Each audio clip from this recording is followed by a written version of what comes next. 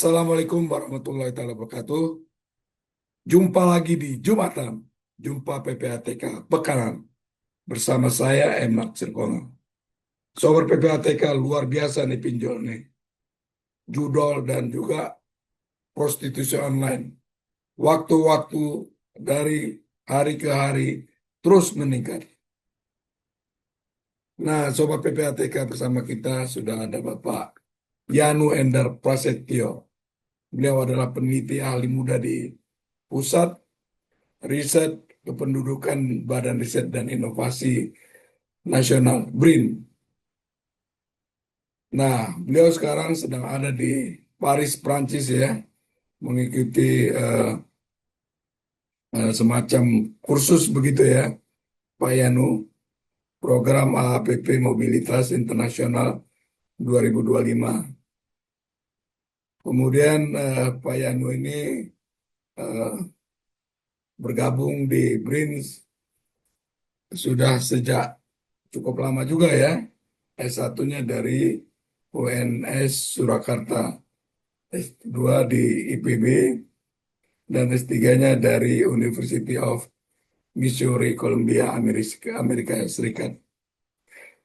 Pak Yanu sekarang ini aktif menjadi koordinator kelompok riset kemiskinan, ketimpangan, dan perlindungan sosial di PRK BRIN sejak tahun 2023. Nah, Sobat PPATK, kita akan gali ya, elaborasi lebih jauh, sejauh mana dampak yang merugikan oleh masyarakat dari apa yang diteliti oleh Pak Yanu dan kawan-kawan. Silakan Pak Yanu. Baik, terima kasih Pak Nasir. Selamat sore atau selamat pagi Sobat PPATK semuanya. Siang mungkin ya, Di di Paris masih nanti pagi Jumat. ya. Ya, ini masih pagi, jam 11 kurang lebih. Makanya pakai Satu segar. kehormatan, ya, satu kehormatan bagi saya diundang Pak Nasir di podcast Jumatan ini. Tentunya eh, bisa sharing riset yang kami lakukan akan jadi pembelajaran juga buat kami dan juga mungkin nanti buat Sobat PPATK di podcast ini untuk barangkali punya pengalaman atau punya insight yang juga sama terkait tiga isu tadi, judol, pinjol, dan hijab atau prostitusi online. Kalau boleh bercerita, sebenarnya gagasan riset ini muncul karena kita di kelompok riset kemiskinan, ketimpangan, dan perlindungan sosial di BRIN itu sangat concern dengan apa yang disebut sebagai the hidden poverty atau kemiskinan yang tersembunyi, kemiskinan yang terselubung. Kita tahu Pak Nasir di awal tahun kemarin ketika BPS misalnya mengeluarkan data kemiskinan gitu ya, merilis angka kemiskinan, lalu ramai sekali diperbandingkan dengan angka kemiskinan Bank Dunia misalnya. Lalu publik tidak puas karena merasa tidak terwakili dengan garis kemiskinan dari BPS atau pemerintah. Nah, sebenarnya disitulah apa yang kita sebut sebagai the hidden poverty. Jadi banyak kemiskinan itu yang sebenarnya tidak terpotret oleh statistik resmi. Karena kan statistik resmi kita hanya melihat kemiskinan dari sisi pengeluaran atau konsumsi sebagai proksi pendapatan. Artinya, di tengah-tengah masyarakat kita itu sebenarnya masih banyak kelompok kategori miskin, rentan, eh, atau aspiring middle class, nah, bahkan yang middle class itu merasa tidak terwakili potret kehidupannya atau potret dompetnya itu tidak tergambarkan oleh statistik nasional. Nah, dari situlah kemudian kita menggali apa sebenarnya hidden poverty, dan ternyata salah satu yang paling banyak bentuknya kemiskinan terselubung di Indonesia ini adalah orang Indonesia itu bisa memenuhi kebutuhan konsumsinya, katakanlah 600.000 per bulan yang sesuai garis BPS, atau Hmm. bahkan lebih. Tapi kan tidak pernah ditanya dari mana sumber dia bisa memenuhi kebutuhan itu. Apakah dari income, pendapatan, atau dari tabungan, atau dari utang. Nah, setelah kami mendalami di literatur, di lapangan, bertemu dengan masyarakat, informan kami, ternyata debt trap itu atau jebakan utang itu sudah menjadi satu variabel kemiskinan tersembunyi yang seperti gunung es, sudah sangat mengakar. Oleh karena itulah kemudian kami mengusulkan di rumah program IPSH di BRIN itu satu program yang dibuka setiap tahun untuk melakukan riset judul ini. Jadi kami ingin melihat lebih dalam kemiskinan tersembunyi dari sisi debt trap-nya, jebakan utangnya. Ya, makanya kemudian muncullah pinjol, kemudian judi online, dan prostitusi online. Yang ketiganya itu ternyata difasilitasi oleh penetrasi internet yang luar biasa gitu. Semua orang bisa akses internet lewat handphonenya, semua orang bisa menginstal di handphonenya masing-masing dengan sangat mudah. Nah, kemudahan itu kemudian membawa pada satu situasi debt trap atau jebakan hutang yang membelit hampir semua kelas dari menengah sampai ke rentan bahkan kelas miskin. Jadi itu awal idenya Pak Nasir. Kami melihat the hidden poverty di negara kita ini masih belum terpotret sepenuhnya oleh statistik resmi. Iya Pak Yano, kalau saya itu biasanya dipanggil Bang View di sini, Oi, siap. Pak Yano. Nah, itu berapa banyak responden yang dilakukan dari penelitian itu dan Ya, wilayah Indonesia di mana saja begitu ya. Nah, baik. kemudian Pak Yano, apa yang dilihat ya secara real di lapangan yang tidak ada datanya dari BPS seperti itu kan. Nah, saya ingin eh, Mas Yanu lah saya panggil ya biar lebih enak. Itu tuh adalah di lapangan itu sebenarnya dampaknya seperti apa yang dirasakan. Kita tahu ya bagaimana ada seorang ibu meracuni anaknya, ya. Kemudian seorang PNS ya punya gaji yang cukup baik, intelektual yang juga bagus, itu membunuh temannya sendiri yang katanya terindikasi kuat dari karena dia terlilit oleh judi online maupun pinjaman online.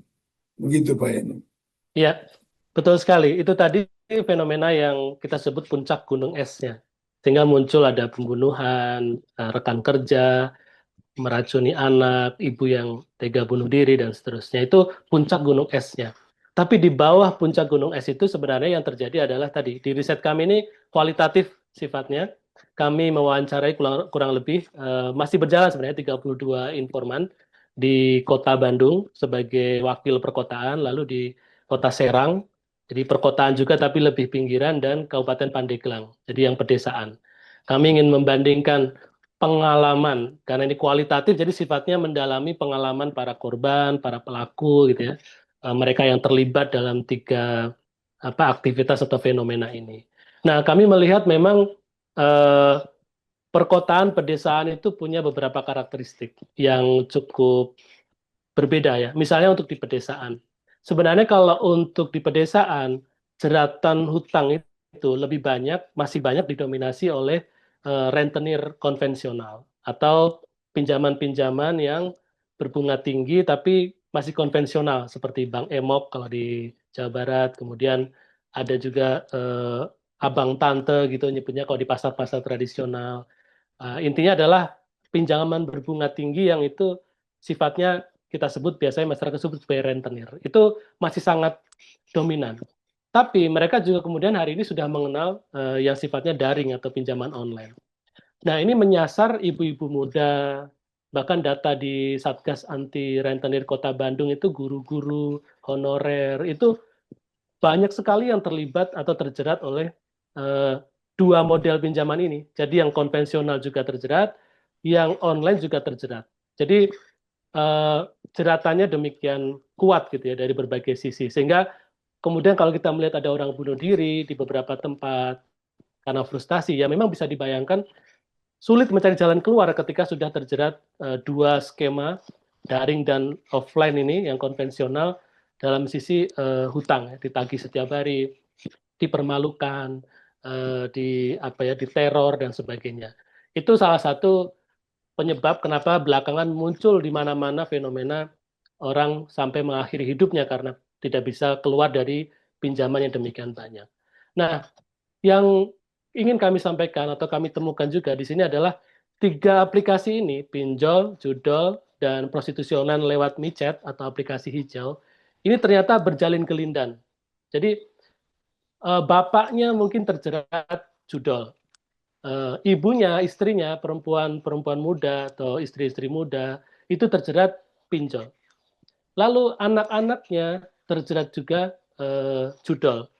Bahkan ada satu cerita dari informan kami itu 3 orang mahasiswa dari Pandeglang, dari desa itu, kuliah di Bandung, itu mereka kaget dengan gaya hidup di kota Bandung, itu langsung lifestyle-nya berubah. Mereka nggak punya uang pinjam ke pinjol, dipakai untuk judol, dapat withdrawal judol, untung dia pakai untuk micat prostitusi online.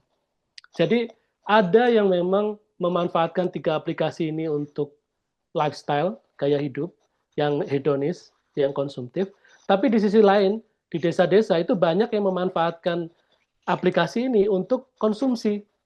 Bukan hanya konsumtif ya, konsumsi, kebutuhan dasar karena suaminya nggak bawa uang ke rumah, tidak cukup untuk memenuhi kebutuhan anak, beli susu anak dan seterusnya, ya mereka pinjol, kali lubang tutup lubang sampai beberapa aplikasi atau tambah rentenir juga. Pada akhirnya mereka terjebak sangat dalam sehingga dibantu oleh Basnas gitu ya, diberi bantuan zakat oleh Basnas pun tidak bisa menutup semua hutang itu. Pada akhirnya Hmm. jeratan itu semakin dalam, semakin dalam, semakin dalam, maka frustasi, depresi, dan mengakhiri hidup itu menjadi mungkin pilihan terakhir bagi beberapa saudara kita yang karena masyarakat atau keluarga di sekitarnya juga tidak mampu untuk menutup hutang-hutang yang demikian banyak itu. Jadi itu yang terjadi di lapangan sebenarnya. Nah itu yang tadi eh, Mas Yanu ceritakan itu satu keluarga ya, di mana bapaknya terlilit pinjol, ibunya terlilit judol, dan anaknya prostitusi itu di satu keluarga gitu. Uh, Tidak di satu keluarga, tapi itu fenomena yang kami temui. Jadi rata-rata kalau pinjol itu ibu-ibu perempuan. Oke. Kalau judol biasanya anak muda atau bapak-bapak. Lalu Hmm. kemudian kalau micet ini anak-anak muda, bapak-bapak. Itu jadi kalau kita buat profil keluarga gitu kan berarti rentan semua nih, suami, istri, anak udah masuk dalam jebakan kerentanan yang bisa jadi di lapangan sana ada itu satu keluarga profilnya seperti itu, lengkap gitu ya. Terjerat semua sehingga ada perceraian naik tinggi, penyakit menular seksual atau HIV juga ada kecenderungan trennya naik di beberapa tempat.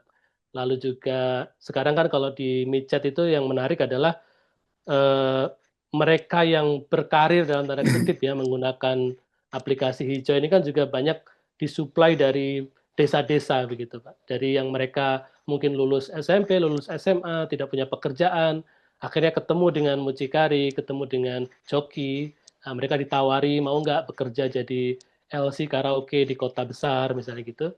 Nah mereka dari situlah kemudian masuk ke dunia prostitusi ini, kemudian mereka mengenal eh, prostitusi online dan seterusnya, ya akhirnya tidak bisa keluar juga karena begitu mereka jadi tulang punggung keluarga, ya mereka harus melakukan itu, nanti uangnya juga dikirim ke desa-desa. Ini jadi kemiskinan struktural, minimnya lapangan kerja di desa, minimnya opsi untuk pendapatan ini menyebabkan banyak anak-anak muda, khususnya yang perempuan itu juga akhirnya terjun ke situ dan dimudahkan oleh aplikasi hijau seperti micat yang terang-terangan ya sebenarnya dipakai untuk prostitusi online gitu ya, bukan lagi untuk pertemanan atau aplikasi biasa.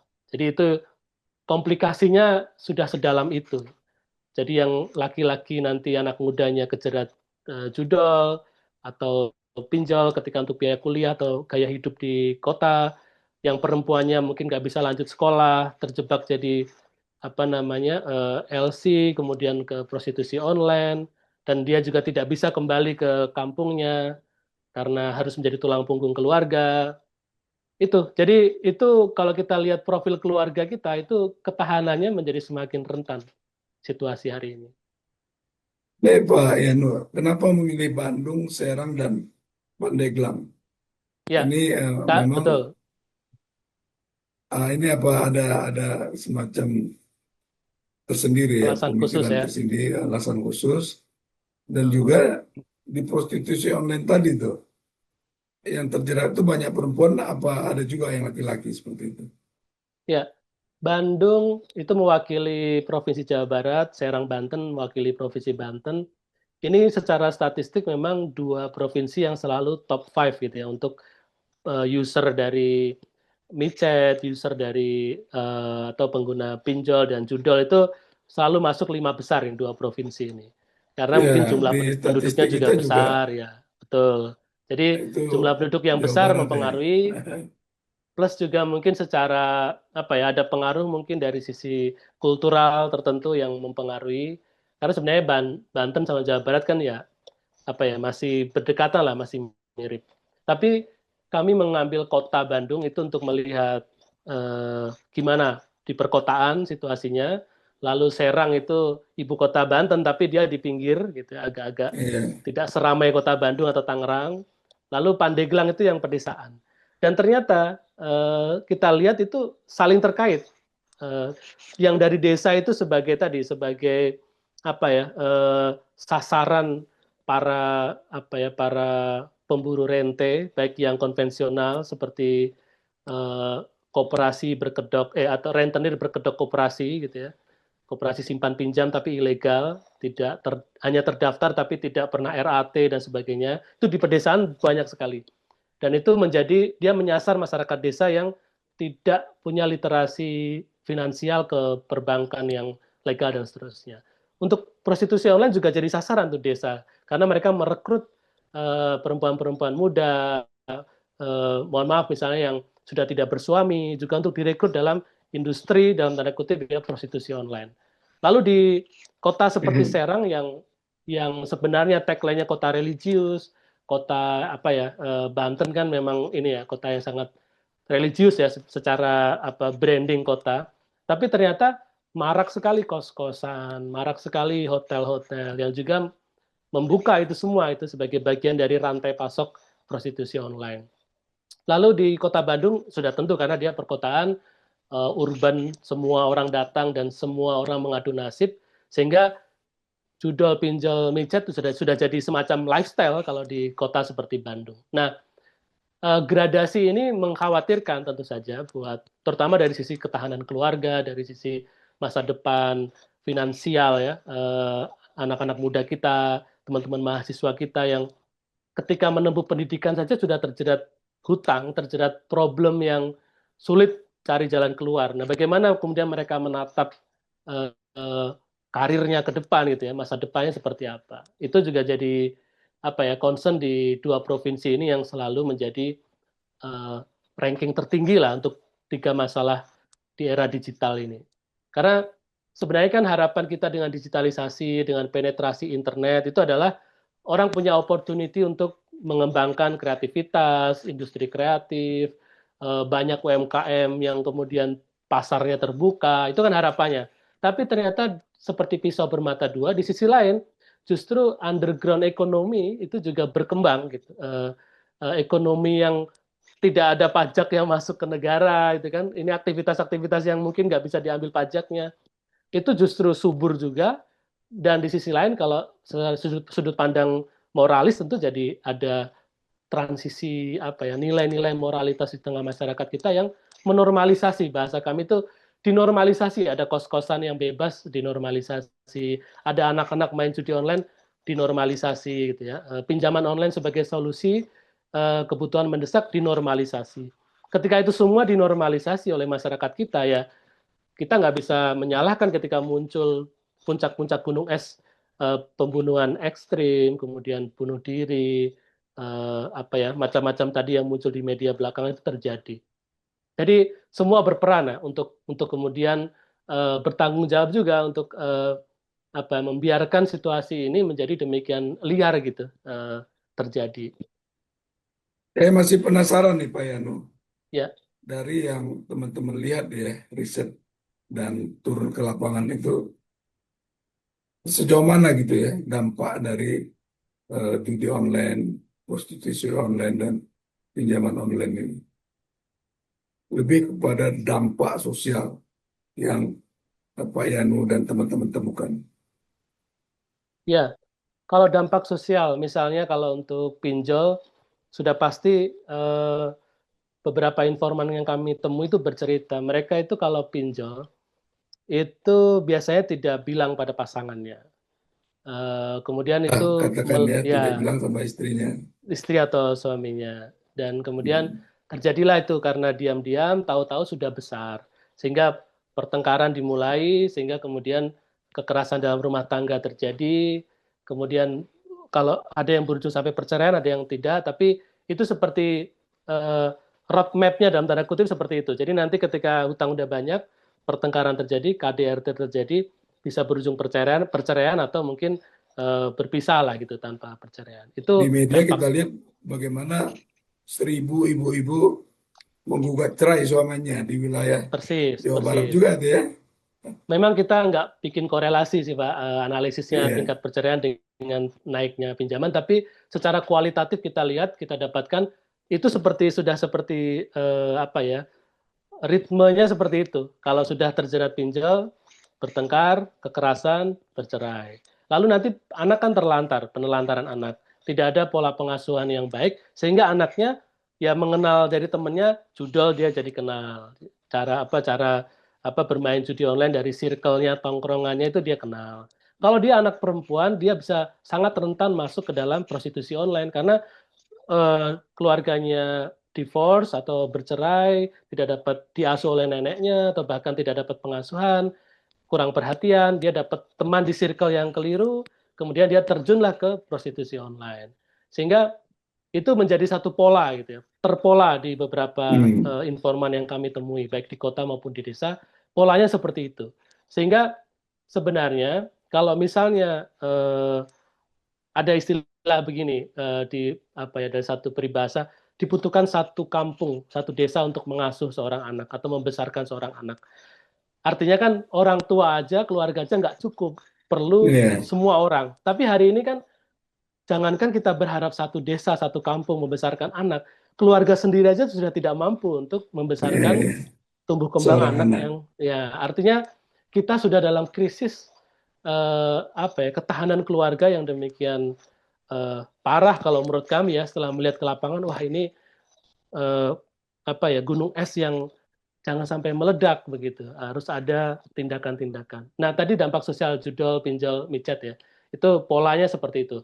Tapi ada dampak lain yaitu sebenarnya ke kemiskinan tadi Pak. Jadi kalaupun ada bantuan sosial, misalnya ini yang Iya. lagi rame kemarin Pak Nasir juga kan cerita di Garuda TV kita bahas bansos dipakai judol. Kalau kami concernnya seperti ini, misalnya bantuan sosial, pemerintah menyiapkan uang tunai atau apapun misalnya, yang di atas garis kemiskinan 600.000 dan sebagainya. Itu hari ini nilainya menjadi sangat sangat kecil bahkan tidak berdampak, tidak bisa mengungkit, tidak bisa menyelesaikan masalah keuangan rumah tangga. Padahal Hmm. ide bantuan sosial kan mengurangi beban pengeluaran dan juga membuat mereka yang tadinya mau tenggelam itu bisa bernafas sedikit. Nah, dengan situasi debt trap atau jebakan hutang yang demikian dalam, saya khawatir bantuan sosial yang digelontorkan dengan niat baik pemerintah itu tidak bisa mengungkit lagi gitu karena masyarakat sudah terlalu dalam hutangnya. Nah, ini yang juga harus dijadikan perbincangan para pengambil kebijakan gitu ya untuk mereview kira-kira sudah sedalam apa ini hutang-hutang masyarakat kita dan apakah bantuan sosial itu masih relevan atau seperti apa pendekatan lain untuk melindungi masyarakat kita dari persoalan-persoalan seperti itu. Mau Pak Yanu di Paris lagi ngambil studi apa ini? Kalau saya ini lagi uh, meriset tentang perlindungan sosial bagi seniman atau pekerja seni industri kreatif. Karena Oke. Perancis ini punya namanya intermittent du spectacle, itu satu skema. Jadi kalau seniman, terutama di seni pertunjukan kayak opera dan sebagainya, itu kalau mereka nanti nggak dapat job, Pak, misalnya ada satu musim itu dia nganggur, itu dia bisa ngambil benefit atau mendapat tunjangan dari negara. Asalkan jam per tahunnya dia memenuhi dan sebagainya. Kita pengen mau belajar model itu dan siapa tahu di Indonesia bisa dibuat skema yang serupa. Kalau judi online bisa nggak belajar kita di sana? Nanti saya coba lihat-lihat seperti apa. Kemarin saya Ah, lihat tapi lotre di sini, Pak. Lotre yang ramai, Pak. lotre, Hadiahnya sampai 3 miliar euro, Pak. wih, Besar luar sekali, biasa Pak. tuh ya. Tapi mungkin kalau prostitusi online Nah, bisa kita belajar banyak dari Paris ya. Iya, betul, betul, betul. Kembali ke Tapi ya, tadi nih Pak Yeno ya, ya. Dari temuan-temuan yang ada di lapangan itu, kira-kira pendekatan apa yang bisa dilakukan untuk menekan ya, dari judi online yang ada, dari prostitusi online yang ada, dari pinjaman online yang ada. nah itu pertanyaan sangat sulit itu. Itu harus mengumpulkan semua ahli dan pakar. Tapi dari pengalaman kami nih Pak, yang tiga-tiganya ini memang punya karakteristik yang agak berbeda kalau dari sisi intervensi ya. Dari sisi bagaimana mengintervensi, mencegah atau mengurangi dampak itu karakteristiknya berbeda. Sebagai contoh, kita mulai yang prostitusi online dulu. Jadi misalnya untuk penggunaan aplikasi seperti micet itu, sebenarnya kan solusinya adalah ya diblokir saja aplikasinya itu. Itu kan solusi paling ekstrim sehingga masyarakat Ya, apa namanya tidak terlalu mudah untuk kemudian mengakses itu. Kenapa demikian? Karena sebenarnya ketika ini yang unik dari micet itu adalah aplikasi ini sebenarnya tidak menumbuhkan saat dia hanya mengubah pola konvensional ke pola digital saja. Karena ketika Bapak buka aplikasi micet nih teman-teman sahabat PPATK ini kalau misalnya ada yang punya install di HP-nya gitu ya, gitu, micet aplikasi hijau diinstal, itu kan sudah langsung muncul tuh penawaran-penawaran untuk apa ya, untuk prostitusi online dan sebagainya. Tapi sebenarnya akun-akun itu, profil-profil itu bukan perempuan asli. Mereka itu adalah oke, joki-joki. Mereka iya, iya. joki-joki atau satu level di bawah mucikari lah. Ya mereka yang menjaga Hmm, para perempuan kalau itu perempuan atau laki-laki kalau itu laki-laki. Jadi mereka itu admin gitu. Jadi hmm, buat teman-teman yang mungkin merasa sedang chatting dengan uh, hmm. perempuan atau siapapun yang menawarkan diri di situ itu sebenarnya sedang chatting dengan joki atau admin gitu. Dan Eh, joki atau admin itu rata-rata ya laki-laki dan mereka punya beberapa apa namanya punya beberapa akun untuk dikelola. Nah, itu kan sebenarnya eksekusi sama dengan yang dengan lain ya. dia eksekusi dengan yang lain. Itu kan sebenarnya hanya pola konvensional yang ya biasanya memang di lapangan kalau konvensional juga ada jokinya, ada mucikarinya baru ke karena kalau seorang perempuan dia bermain sendiri itu ternyata dari informan kami itu Pak mereka tidak aman. Mereka bisa jadi korban kejahatan pelanggannya gitu. Misalnya dicuri HP-nya atau dicuri dompetnya atau kekerasan. Makanya mereka tetap butuh perlindungan. Dan makanya biasanya mereka tetap pakai joki. Nah, untuk intervensi seperti apa ya tadi misalnya sebenarnya kan ini sudah bukan hal baru gitu prostitusi online ini. Kita semua tahu titik-titiknya di semua misalnya penginapan, hotel, bahkan sekarang kos-kosan gitu ya, sampai ke rumah-rumah gitu. Nah, artinya sebenarnya atensi awareness masyarakat sekitar itulah yang lemah sehingga tidak ada yang peduli lagi mau kos-kosan dipakai untuk apa prostitusi online, untuk berlangganan apa namanya prostitusi dan seterusnya, orang tidak peduli dan itu yang menyebabkan tetap tumbuh subur. Makanya kalau intervensi ya melibatkan masyarakat, diberi sosialisasi, edukasi, sanksi sosial pada praktek-praktek yang membuka kos-kosan, apartemen, itu sebagai tempat itu. Nah, kalau untuk judol misalnya, judol ini kan berevolusi terus. Mereka bandar-bandar atau admin-admin ini kan mempelajari secara sosiologis perubahan masyarakat juga. Kalau dulu pakai influencer, kita juga diskusi dengan teman-teman influencer di Banten tuh, yang tahu banyak beberapa teman-temannya yang juga jadi apa promotor judi online atau transmitter judi online.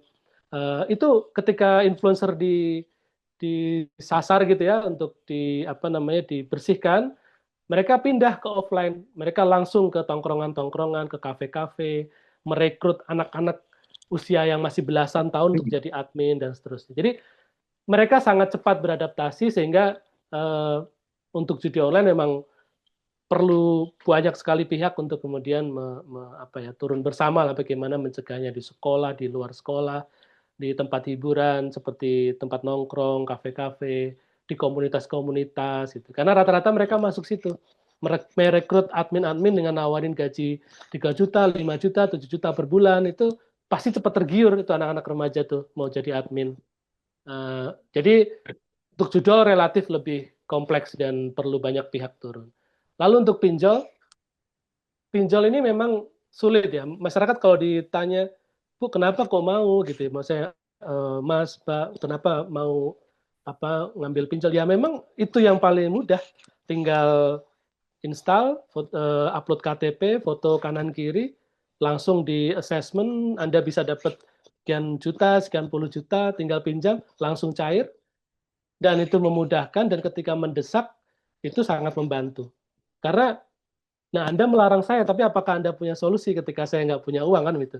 Itu kan akan sulit dijawab oleh siapapun gitu kan, Iya, kalau iya, iya, diingatkan. Artinya, iya. memang apakah ada channel atau saluran lain yang mudah bagi masyarakat untuk meminjam uang bunga rendah, tapi menutup kebutuhannya selain dari pinjol dan rentenir berkedok koperasi tadi. Harusnya kan memang koperasi yang betul itu yang bisa kan, kita jadi anggota koperasi, pinjam ke koperasi, kita dapat bunga yang rendah atau proporsional, itu pun nanti kita di akhir masih dapat SHU sebagai anggota koperasi. Artinya memang koperasi bisa jadi solusi. Tapi persoalan hari ini kan mencari koperasi simpan pinjam yang atau koperasi kredit yang sehat, yang bagus, itu juga tidak mudah, dan tidak semua orang punya itu akses kepada koperasi yang seperti itu.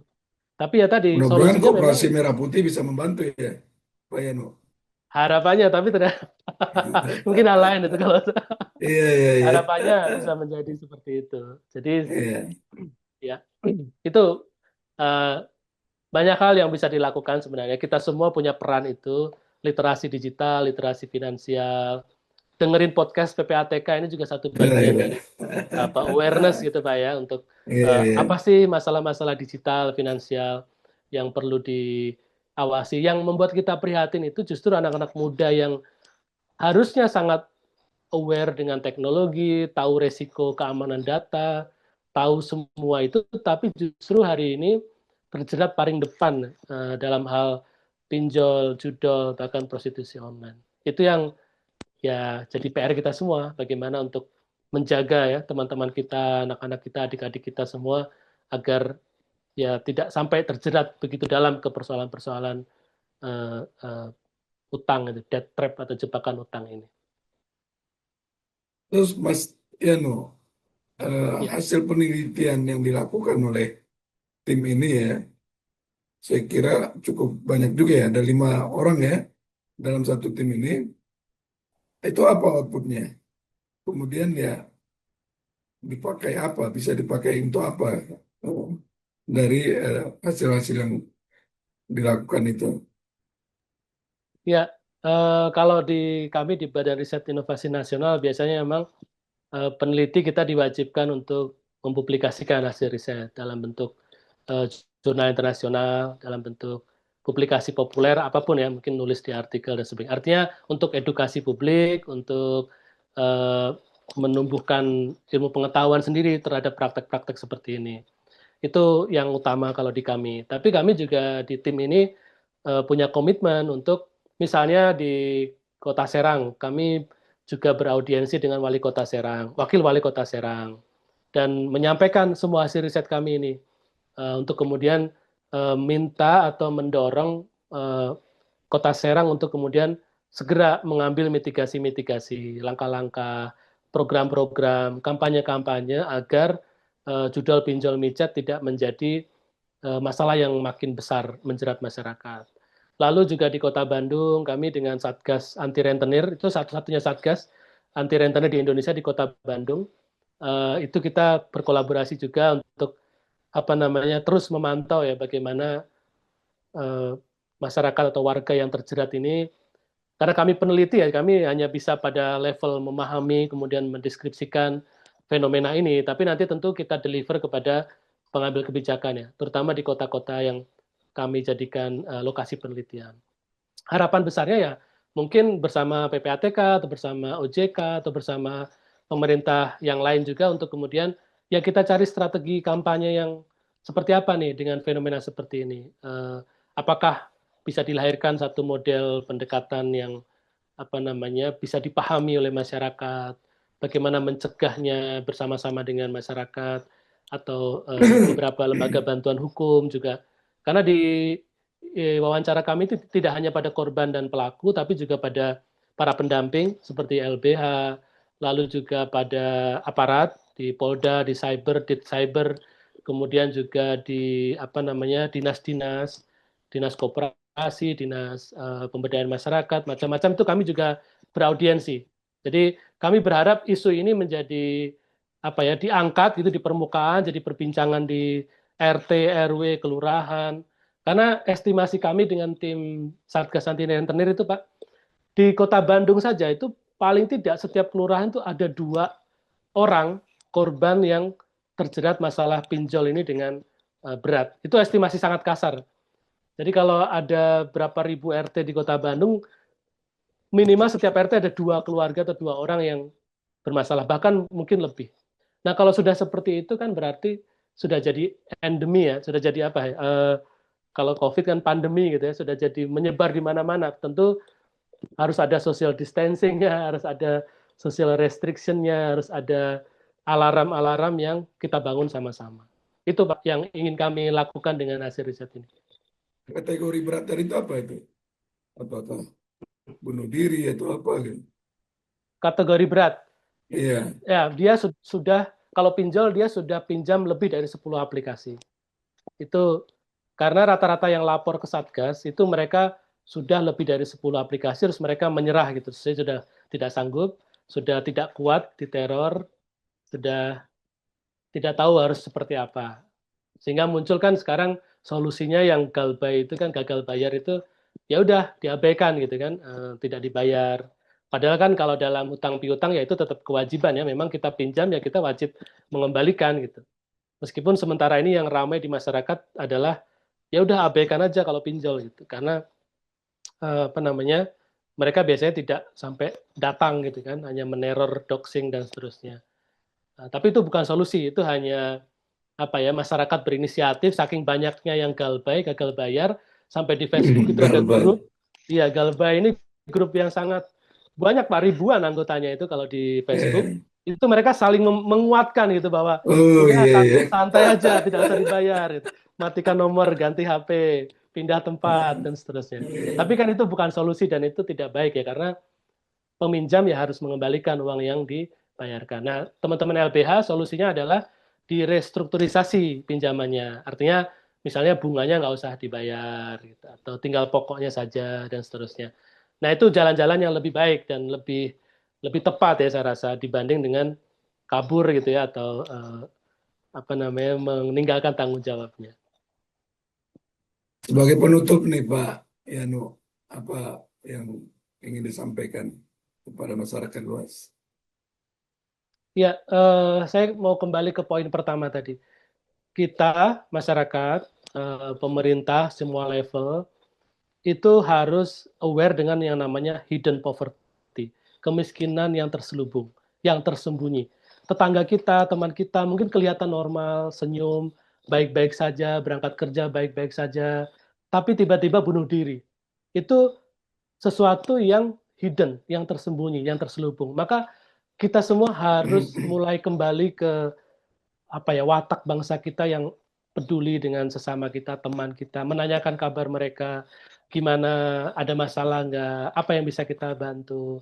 Ya memang ada guyonan sekarang ini kan, kalau kita ada masalah, kita curhat ke teman, jatuhnya adu nasib gitu ya, sama-sama punya masalah gitu ya.